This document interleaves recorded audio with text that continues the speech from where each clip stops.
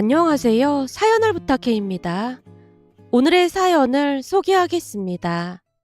어느 날 일을 하고 있는데 시어머님에게 전화가 걸려왔습니다.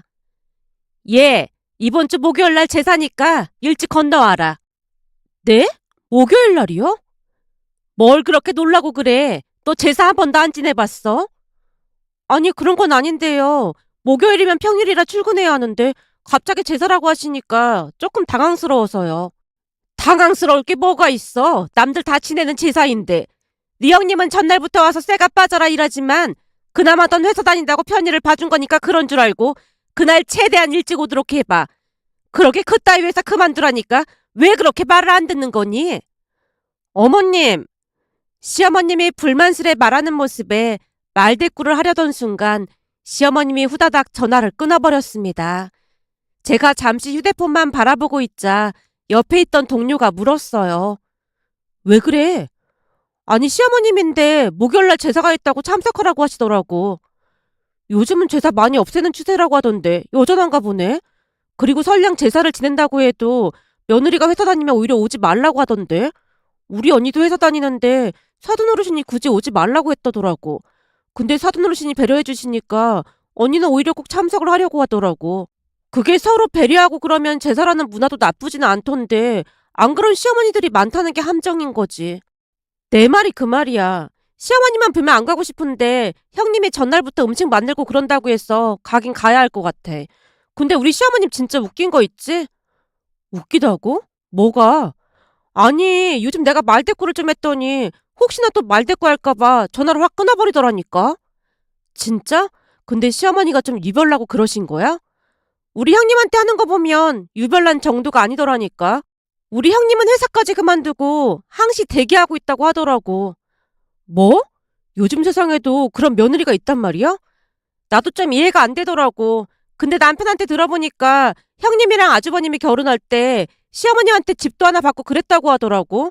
그러니까 한마디로 그게 발목을 잡은 게 아닌가 싶어. 집도 하나 줄 정도면 시어머니가 돈이 많은가 보네. 시아버님이 남기신 재산이 꽤 되나 보더라고. 그러다 보니까 맨날 여행 다니시고 즐겁게 사시긴 하더라고. 근데 지혜 씨는 집이 전세라고 하지 않았어? 똑같은 자식인데 장남이랑 차남이랑 차별하는 거야? 차별은 아니고 우리가 안 받겠다고 했어. 뭐? 요즘은 내 집 마련하는 게 하늘의 별 따기보다 어려운데 왜 그런 거야? 나 같았으면 준다고 했을 때 얼른 받았겠다. 라는 동료의 말에 제가 피식 웃고 말았는데요. 결혼 전 남편에게 시어머님 이야기를 수시로 들었던지라 전혀 받고 싶은 생각이 없었습니다. 결혼을 앞둔 어느 날 남편이 말을 꺼냈거든요. 우리 결혼할 때 부모님 도움 받지 말고 우리가 모은 걸로만 했으면 하거든. 자기 생각은 어때? 나도 자기 생각에 동의하긴 하는데 난 결혼하게 되면 우리 부모님이 조금 도와주시기로 했거든. 우리 그냥 받지 말고 우리 둘 힘으로 하자. 내가 이렇게 부탁할게. 뭘 그런 걸로 부탁하자고 그래. 근데 무슨 이유라도 있는 거야? 사실은 우리 형이랑 형수님 결혼할 때 엄마가 집도 해주고 이것저것 많이 도와주셨거든.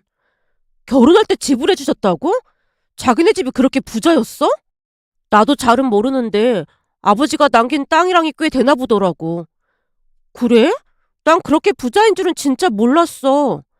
라며 제가 놀란 표정으로 남편을 바라봤는데요. 남편이 손사래를 치며 말했습니다. 그게 엄마 돈인지 내 돈이 아니잖아. 그리고 난 엄마한테 조금도 도움받고 싶은 생각 없어. 형님은 결혼할 때 도움 받았다며 설마 어머님이 장남이랑 차별하고 그러는 분이신 거야? 아니, 그런 건 아니고 사실은 우리 결혼할 때도 엄마가 집이랑 이것저것 도와주시겠다고 하긴 했어. 근데 내가 바로 거절했어. 거절을 했다고? 대체 왜? 라는 제 질문에 남편이 충격적인 이야기를 하기 시작했어요. 사실은 그때 집이랑 해주면서 엄마가 형수님한테 회사 그만두라고 했거든. 형수님이 다니던 회사가 좋은 회사였는데 형수님 입장에서는 엄마가 집도 해주고 그러는 조건으로 회사를 그만두라고 하니까 두 말 안 하고 그만두더라고. 하긴 집을 해주고 그만두라고 하면 대부분은 그럴 수도 있었겠네. 그럼 자기도 집 사주고 회사 그만두라고 하면 그만둘 수 있어? 아니, 난 절대 안 그러지. 그리고 난 사실 그런 조건을 제시하는 것 자체가 좀 문제가 있다고 생각하거든. 그 기브 앤 테이크라는 말도 있잖아. 뭔가를 받았으면 그에 대한 대가를 치러야 하는 거거든. 근데 이미 어머님이 그 조건을 제시하신 거잖아. 라며 제가 남편을 빤히 바라보자 남편이 피식 웃었습니다. 역시 지혜 너는 눈치가 백도 아니라니까. 그 말이 딱 맞아. 그때 형수님한테 어마어마한 시련이 찾아왔어. 시련이 찾아오다니? 엄마가 말이야. 형수님을 미친 듯이 부려먹기 시작했거든. 한마디로 그 집이랑 해준 게 미끼였던 셈인 거지. 그래서 난 단박에 안 받겠다고 했어. 내가 얼추 따져보니까 우리 둘이 모은 돈을 합하면 전세 하나 정도는 얻을 수 있겠더라고. 근데 어머님이 어떻게 하셨길래 그래? 막 시집살이 시키고 그러신 거야? 말도 마. 우리 엄마지만 진짜 대단하더라고. 라며 남편이 있었던 일을 말해줬는데요. 남편 말에 의하면 경제적으로 여유가 있었기에 시어머님은 모임도 많았고 여행도 자주 다니셨다고 합니다. 그러니까 형님에게 회사를 그만두라고 했던 이유가 확실히 있었던 거죠. 가장 충격적이었던 것은 시어머님이 형님에게 시도 때도 없이 전화를 걸어댔다고 합니다. 그 바람에 형님은 24시간 대기를 하고 있었고요. 가령 이런 것들이었답니다. 갑자기 시어머님이 전화를 해서 형님을 호출했다네요. 예, 나 지금 병원에 가야 하는데 차 가지고 넘어와라. 지금이요? 저 지금 잠시 밖에 나왔는데 그냥 택시 타고 가시면 안 될까요? 나 불편해서 택시 못 타니까 당장 건너와라. 시간 맞춰서 가야 하니까 지금 빨리 와야 할 거야. 라며 전화를 뚝 끊었다네요. 시어머님 주특기 중 하나가 통화 중 당신 할 말만 하고 전화를 끊는 거였다는데요. 무슨 운전기사 부리듯 했던 모양이었습니다. 물론 전화를 끊자마자 형님이 바람같이 달려갔고요. 그럼 그날은 종일 시어머님을 모시고 병원부터 식사까지 책임을 져야 했다네요. 그런 일은 일주일에 몇 번씩 계속되었고 형님은 하루 종일 집에서 시어머님 호출을 기다리기에 이르렀다고 합니다. 하지만 가면 갈수록 시어머님의 갑질은 심해져만 갔다는데요. 어느 날은 새벽 2시에도 시어머님에게 전화가 걸려와서 잠결에 전화를 받았답니다. 네, 어머님. 너 왜 이렇게 늦게 전화를 받는 거니? 지금 새벽이라 자고 있었어요. 근데 무슨 일 있으세요? 오늘 친구들 모임이 있어서 내가 술을 좀 마셨어. 그러니까 네가 데리러 와라. 네? 지금이요? 어머님, 지금 새벽 2시가 넘었는걸요? 그래서 지금 못 오겠다는 거니? 그럼 나보고 길바닥에서 자란 말인 거야? 아니, 그게 아니라 택시 타고 오시면 되잖아요. 택시를 타던 말던 그건 내가 결정할 문제지. 그걸 네가 왜 결정을 해? 그게 아니라 지금 시간에 제가 나가는 건 아닌 것 같아서 그렇죠. 아닐 건 뭐가 있어. 요즘 세상이 얼마나 험한데 택시 탔다가 잘못되면 네가 책임질 거니? 택시기사가 내 돈이라도 노리고 해코지하면 그때는 네가 책임질 거냐고. 술에 취한 시어머님이 말도 안 되는 억지를 부려댔고 결국 형님이 시어머님을 모시러 갔다네요. 남편 말을 듣다가 놀란 채 물었습니다. 새벽 2시에 진짜 나갔단 말이야? 말도 안 돼. 나도 참 말이 안 된다고 생각하는데 우리 엄마 진짜 대단한 사람이더라고. 그것뿐만이 아니야. 어디가 조금만 아프기라도 하면 형수님 불러내서 내내 부려먹고 진짜 해도 너무하더라니까. 근데 가족들이 그걸 보고만 있었단 말이야? 자기랑 형님이 나서서 제지를 했어야지. 당연히 했지. 우리도 엄청 말리고 그랬어. 근데 형수님이 착해서 그냥 말을 들어주니까 재미가 들린 것 같더라고. 형수님이 착하시다고? 엄청 착하셔. 그러다 보니 엄마가 맘대로 휘두르는 것 같아. 그래서 엄마가 부당한 거 시키면 거절하라고도 해봤는데 형수님 입장에서는 그게 잘 안 되나 보더라고. 그냥 거절하면 되는 거지. 그게 왜 안 돼? 그게 사실은 형수님이 워낙 고생을 하고 살다 보니까 집 하나 있는 게 그렇게 좋았다나 봐. 아무리 그래도 그렇지. 그런 불합리한 걸 그냥 참고만 있으면 안 되는 거지. 내가 보기엔 형수님도 이제 그냥 덤덤해진 게 아닌가 싶기도 해. 그래서 나는 엄마한테 전혀 도움받고 싶지도 않아. 그랬다가는 엄마가 지혜 너도 형수님처럼 부려먹으려고 할 거 아니야. 그러니까 우리는 절대 아무것도 받지 말자. 알았어. 그 생각엔 나도 동의해. 대신 아무것도 안 받을 거니까 어머님께서 불합리하게 행동하시거나 하면 나는 그게 잘못했다고 말할 거야. 난 절대 참고만 있는 성격은 아니잖아. 당연하지. 그래서 내가 더욱 도움받기 싫다고 하는 거야. 지혜 네가 그걸 참고 견딜 성격이 아닌 걸 뻔히 아는데 절대 받으면 안 될 것 같더라고. 라며 남편이 다시 한번 다짐을 했습니다. 그렇게 우리는 양가 도움을 전혀 받지 않기로 했는데요. 상견례 자리에서도 우리의 의사를 확고히 밝혔지만 얼마 뒤 시어머님이 우리를 불러놓고 말을 꺼냈습니다. 니들이 세상 물정을 몰라서 전세를 얻는다 만다 그러고 있는데 도와준다고 할 때 그냥 모른 척하고 받을 생각해. 아닙니다. 우리는 전세로도 만족하고 있는걸요. 아니 집을 해준다는데도 왜 그렇게 고집을 피우는 거니? 신혼집에서 회사까지 거리도 가깝고 우리는 아주 만족하고 있습니다. 다른 집 자식들은 부모한테 집 해달라고 아주 난리를 친다는데 그냥 배가 불렀다니까. 그러지 말고 다시 한번 생각해봐라. 내가 자식이 많은 것도 아니고 딱 둘밖에 없는데 가족끼리 가까이 살면 얼마나 좋아. 아니에요, 어머님. 우리는 그냥 알아서 살겠습니다. 그리고 아무리 가까운 가족이라고 해도 너무 가까이 살다 보면 이런저런 단점들이 보이기 마련이잖아요. 제 생각에는 적당한 거리를 두고 사는 게 좋을 것 같습니다. 제가 다시 한번 거절을 하자 시어머님이 회사 이야기로 화제를 전환했습니다. 거기다 회사도 계속 다닐 거라고 했다면서? 결혼했으면 회사 그만두고 집안 살림에 집중을 할 생각을 해야지. 회사는 뭔 놈의 회사야. 그럼 우리 아들 아침밥이랑은 어떻게 할 생각인 거니? 회사 다니면서 네가 차려줄 생각인 거야? 회사 다니면서 그게 잘 될지 걱정이구나. 어머님, 맞벌이라는데 누가 누구 밥을 차려줘요? 뭐? 그게 무슨 말이니? 당연히 여자인 네가 아침을 차려줘야 할 거 아니야. 지금이 어떤 세상인데 맞벌이 하면서 여자가 아침을 차려줘요. 모든 걸 동등하게 하는 게 맞는 거죠. 뭐? 너 말을 참 웃기게 하는구나. 우리 아들이 너보다 월급이 더 많을 텐데 당연히 네가 밥을 차려줘야 하는 게 맞는 거지. 내가 네 월급 얼마인지 뻔히 아는데 그만두라고 몇 번이나 말했잖니. 그만두면 내가 지금 받고 있는 월급만큼 줄 테니까 그냥 회사 때려쳐. 쥐꼬리만한 월급 때문에 우리 아들이 아침밥도 굶고 다녀야겠어? 시어머님 얼굴이 울그락불그락 해져 있었는데요. 저도 지지 않고 맞받아쳤습니다. 어머님, 각자 알아서 밥 챙겨 먹을 거라고 말씀드렸잖아요. 암튼 다 필요 없고 회사 때려쳐. 내가 매달 네 월급만큼 준다잖아. 근데 왜 이렇게 말을 안 듣는 거니? 어머님, 세상에 공짜가 어딨겠어요.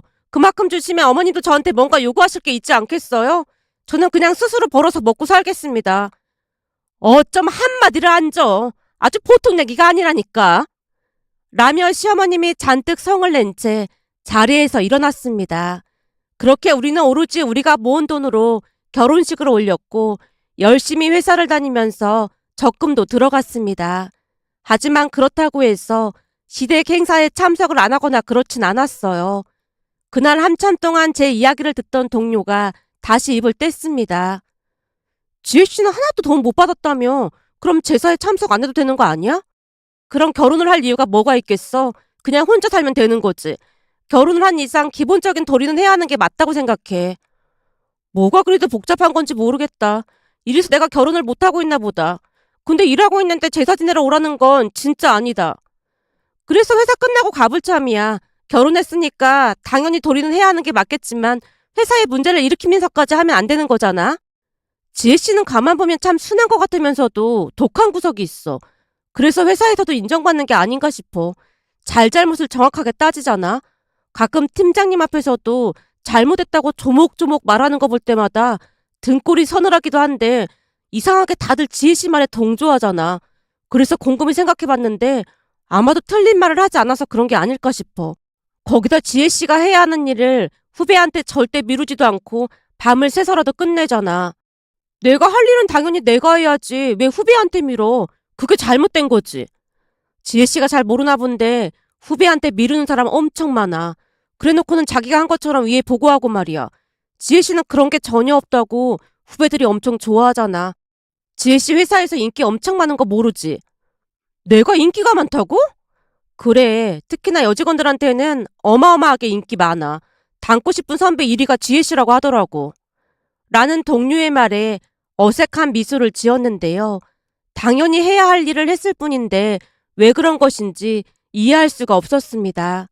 그렇게 시간이 지나 제삿날이 되었고 회사가 끝나자마자 시댁으로 갔는데요. 제가 들어가자마자 시어머님이 도끼 눈을 뜨고 노려보다 외쳤습니다. 너 지금 시간이 몇 시니? 시간이요? 지금 7시인데요? 내가 오늘 제사라고 말했잖니. 네, 그랬죠. 그래서 회사 끝나자마자 달려온걸요? 제사라고 했으면 회사에 휴가를 내고 오던지 해야지. 뭐 하는 짓이야? 지금도 회사 일이 바빠서 다 못 끝내고 온 건데 제사 때문에 휴가를 낸다는 것 자체가 잘못된 거죠. 야, 그렇게 내가 그따위 회사 그만두라고 했어 안 했어? 왜 말을 안 들어서 이 사단을 만들어? 잔뜩 부하가 치민 시어머님이 삿대질까지 하는 모습에 형님이 움찔 놀라는 듯해 보였는데 그 작은 마음의 떨림이 제게도 고스란히 전해져 왔습니다.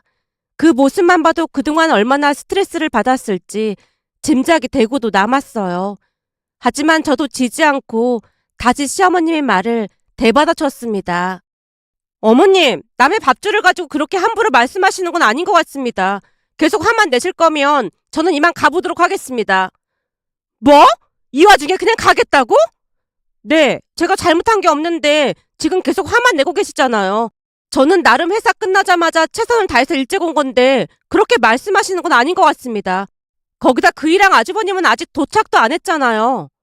제가 지지 않고 대꾸를 하자 시어머님 얼굴이 말이 아니었습니다. 형님 또한 크게 놀란 모양으로 안절부절 못한 채 서 있었는데요. 제가 시어머님을 향해 다시 입을 뗐습니다. 어머님, 저 그만 가볼까요? 가긴 어딜 가? 얼른 와서 도와줘야지. 네, 알겠습니다. 형님, 제가 뭐부터 하면 될까요? 라며 제가 형님에게 이것저것 물어봤는데요. 이건 성격이 좋은 건지 날 엿먹이려고 그러는 건지 알 수가 없다니까. 난 잠깐 이 앞에 마트 좀 다녀올 테니까 준비하고 있어라. 라며 시어머님이 밖으로 나갔습니다. 그런데 시어머님이 나가자마자 형님이 토끼 눈을 한 채 물었어요. 동서는 어쩜 말을 그렇게 잘하는 거야? 아니에요. 저도 말 잘 못하는걸요? 아까 어머님 표정 못 봤어? 내가 볼 때는 동서한테 제대로 한 방 먹은 것 같은 표정이었어. 어쩜 한마디도 안 치고 그렇게 또박또박 말을 할 수가 있는 거야? 난 말이야, 어머님이 윽박 지르시면 말문이 턱하고 막히거든. 형님이 잔뜩 주눅든 표정으로 고개를 떨궜습니다. 그 모습에 안타까운 마음이 들었기에 제가 형님에게 말했습니다. 형님, 시간 괜찮으시면 저랑 밥 한번 드실래요? 밥? 나야 괜찮은데 이 근방에서 먹어야 할 것 같아. 어머님이 찾으시면 바로 뛰어와야 하거든. 제가 이 근처로 올 테니까 걱정하지 마세요. 제 말에 형님 표정이 한껏 밝아져 있었습니다. 그날 제사를 지내는 내내 시어머님이 툴툴댔지만 그게 신경 쓰지 않았습니다. 다만 형님에게 잔소리를 늘어놓을 때마다 제가 끼어들었기에 시어머님 안색도 안 좋았고 신기도 편치 않아 보였습니다. 잠시 후 시어머님이 말을 꺼냈거든요. 첫째만 남고 다들 그만 가봐라. 왜 형님만 남아요? 왜 남긴 왜 남아? 첫째는 나와서 뒷정리를 해야 할 거 아니야. 그럼 저도 같이 뒷정리할게요. 제가 손아랫 사람인데 형님만 두고 가는 건 말이 안 되는 거죠. 너 때문에 이 골이 아파서 가라고 하는 거 모르겠어? 이건 눈치가 없는 건지 아니 없는 척 하는 건지 알 수가 없다니까. 형님도 가는 거 아니면 저도 남아서 뒷정리할게요. 라며 제가 다시 고집을 부리자 시어머님이 버럭했습니다. 대체 넌 왜 그렇게 말을 안 듣는 거니? 내가 너 때문에 신경쇠약에 걸릴 정도야. 어머님, 그럼 진짜 큰일 난 거 아니에요? 병원에는 가보셨어요? 아유, 내가 뭔 말을 못한다니까. 그럼 내가 뒷정리할 테니까 니들 다 집에 가봐. 어머니 혼자 이 많은 걸 언제 치워요? 그냥 저희가 하고 갈게요. 글쎄 그냥 가라니까. 넌 진짜 말도 티지게 안 듣는구나. 시어머님이 버럭하는 모습에 우리가 눈치를 보며 시댁을 나왔는데요. 엘리베이터를 타면서 형님이 말했습니다. 동서 정말 고마워. 동서 덕분에 오늘은 좀 수월했던 것 같아. 아니에요. 제가 한 게 뭐가 있다고요. 한 게 없긴 왜 없어. 동서 아니었음 난 새벽까지 뒷정리할 뻔했는데. 네? 새벽까지요? 어머님이 접시 하나하나 잘 닦였는지 일일이 확인하고 다니면서 잔소리 하시거든. 그 정도였어요? 암튼 동서 덕분에 오늘 좀 편했던 것 같아. 정말 고마워. 라며 형님이 수줍게 미소 지었습니다. 그렇게 시간이 지나 형님과 만나기로 한 날이 되었고 형님네 집 근처에서 만나서 식사를 했는데 형님이 궁금한 듯 물었습니다. 내가 내내 생각해봤는데 혹시 나한테 무슨 할 말이라도 있는 거야? 그게 형님이 기분 나빠하실까봐 조심스럽긴 한데요. 뭔데 그래? 괜찮으니까 말해봐. 형님, 제 생각에는 어머님 행동이 너무 심하다는 생각이 들거든요? 제가 참았던 말을 쏟아내자 형님 얼굴이 어두워졌습니다. 그건 나도 잘 알고 있지. 사실은 그 전에 어머님이랑 한바탕 한 적도 있었어. 어머님이랑요? 어, 근데 어머님이 그러시더라고. 받은 게 있으면 당연히 그만큼 해야 하는 게 아니겠냐고. 생각해보니까 틀린 말은 아닌 것 같길래 그냥 한 귀로 듣고 한 귀로 흘러버리려고 노력하고 있었어. 그래도 너무 심한 것 같아서 드리는 말씀이에요. 그래서 말인데 형님은 지금 이 생활에 만족하세요? 만족이라니. 새벽에도 수시로 전화를 하시는데 어떻게 만족하겠어? 요즘은 그냥 죽지 못해 산다는 말이 더 나을 것 같아. 결국 이게 다 어머니께 받은 돈 때문에 그런 거잖아요. 그렇긴 하지.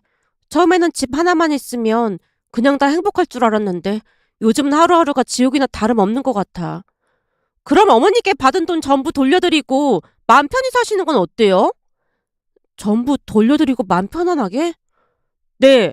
어머님 성격상 절대 쉽게 끝날 일이 아닌 것 같거든요. 제가 볼 때는 그냥 돈 돌려드리고 우리처럼 편하게 사시는 게 낫지 않을까 싶어서요. 그래서 동선에는 아무것도 안 받았던 거구나? 당연하죠. 만약 우리도 받았으면 얼마나 달달 볶아댔겠어요? 그렇지 않아도 그이가 돈 돌려드리고 맘 편히 살자는 말을 하긴 했거든. 사실 그동안 힘들게 살다 보니 집 하나 있는 게 꿈이어서 그냥 참고 견뎠는데 나도 후회 막심이긴 했어. 그니까 형님도 그냥 돌려드리고 맘 편히 사세요. 그럼 우선 취업부터 하셔야 할 것 같네요. 그리고 한 가지 더 조언을 드리자면 돌려드리려면 이자까지 쳐서 깔끔하게 정리하세요. 제가 겪어보니까 그래야 어머님이 더 이상 왈가왈부 안 하실 것 같더라고요. 동서 말 들어보니까 그게 맞는 것 같아. 나도 그동안 너무 힘들었거든. 근데 모아놓은 돈은 있으신 거예요? 사실은 어떻게 될지 몰라서 그이 월급 착실히 모아놨고 내 퇴직금도 가지고 있거든. 거기다 결혼 전 그이랑 내가 모았던 돈도 고스란히 가지고 있고 말이야. 그래서 전세 하나 구할 정도는 충분할 거야. 그럼 우선은 집 구할 때 무조건 시댁이랑 최대한 먼 곳으로 구하세요. 안 그러면 어머님 성격에 계속 연락하실걸요? 라는 제 말에 형님이 크게 고개를 끄덕였습니다. 사실 말을 꺼낼 때까지만 해도 형님이 들어줄까 의구심이 들기도 했지만 너무나 순수히 받아들이는 모습에 약간은 놀라기도 했는데요. 형님도 그동안 마음고생이 정말 심했겠구나라는 생각이 들었습니다. 그뒤 형님과 아주버님은 생각보다 빠르게 모든 것을 정리하기 시작했고 어느 날 시어머님이 불러서 시댁에 갔더니 시어머님이 분하다는 듯이 말을 꺼냈습니다. 니들도 알고 있었던 거니? 네? 뭘 알고 있어요? 첫째 내가 집을 구해서 나간다잖니. 니들도 그거 알고 있었냐고. 아니요. 저희는 금시초문인걸요. 세상에 나 같은 시어머니가 어딨다고 눈을 동그랗게 뜨고 대들어 대들긴. 첫째 그게 보통이 아니더라니까. 조금 전에 찾아와서 나한테 막 소리도 지르고 진짜 무슨 이런 경우가 다 있다니. 형님이 소리를 질렀다고요? 그랬다니까. 혹시 어머니께서 뭐라고 하신 거 아니에요? 내가 뭐라고 하긴 뭘 뭐라고 해. 그냥 살던 데서 살지 뭘 유난을 떠냐고 한마디 한 것뿐인데. 그랬더니 미친 사람처럼 막 소리를 지르고 대들더라니까. 그동안 지가 얼마나 스트레스를 받았는지 알긴 아냐면서 지랄 발광을 해대잖니. 그러더니 다시는 내가 주는 거 하나도 안 받을 거라고 하더니 쌩하니 갔다니까. 라며 어깨가 들썩일 만큼 씩씩거렸는데요. 아마도 형님이 작정을 하고 대든 것 같아 보였습니다. 그런데 곧 시어머님 입에서 충격적인 말이 새어나왔어요. 그래서 말인데 니들이 거기 들어가서 살면 좋을 것 같은데 말이야. 내가 집도 주고 매달 돈도 보태주마. 거기다 내가 저승 갈 때 내 재산 전부 니들한테 줄 테니까 니들이 거기에 들어와서 사는 건 어떻겠니? 아니요, 어머님. 저희는 지금 아주 만족하고 살고 있거든요. 저희도 어머님 재산에 욕심 없으니까 어머님 살아생전에 싹 다 쓰셔도 됩니다. 내가 나중에 전 재산을 다 준다니까. 세상에 이런 조건이 어딨겠니? 니들 평생 벌어봤자 그만큼 벌지도 못할걸? 송충이는 솔잎을 먹고 살라는 말도 있잖아요. 저희는 그냥 솔잎 먹으면서 마음 편히 살게요. 그럼 저희는 이만 가봐도 되는 거죠? 라며 남편과 제가 자리에서 일어났는데요. 시어머님이 방방 뛰고 난리가 났습니다. 하지만 우리는 미련 없이 시댁을 나왔습니다. 그때 형님은 다시 일자리를 구해서 그 어느 때보다 행복한 얼굴로 열심히 살고 있는데요. 시어머님이 시시때때로 찾아와서 형님을 들들 볶는 날도 있다고 했지만 작정이라도 한 듯 형님이 단호하게 말을 하자 결국 시어머님도 점점 포기하는 듯 해 보였어요. 그 대신 제게 찾아와서 집이며 원하는 대로 다 해줄 테니 시댁 근처로 이사하라는 말을 몇 번이나 했는지 모르겠습니다. 물론 저는 재산에 일도 관심이 없다고 딱 잘라 말을 했고요. 그렇다고 해서 연을 끊고 살고 있는 건 아니었기에 가끔 시댁에 가고 있는데요. 더 이상 시댁에서 시월드라는 단어는 찾아보기 힘들답니다. 오히려 형님과 제 눈치를 보고 있으니까요. 만약 처음부터 우리 며느리들에게 진심으로 대했다면 형님과 저도 더욱 시어머님을 챙기지 않았을까 하는 안타까운 마음이 들어 이렇게 글 남겨봅니다. 오늘의 사연은 여기까지였습니다. 즐겁게 보셨다면 구독, 좋아요 부탁드립니다. 고맙습니다.